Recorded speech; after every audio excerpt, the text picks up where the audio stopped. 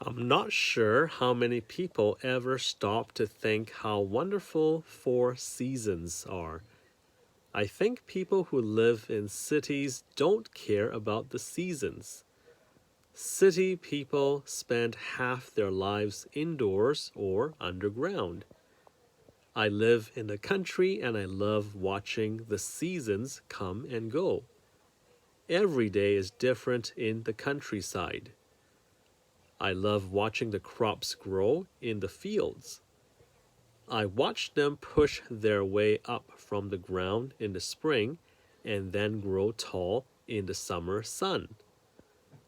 Just before autumn arrives, the farmer harvests them and then winter comes.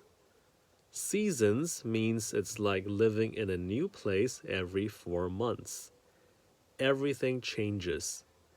One wonderful thing about seasons is the seasonal food you get.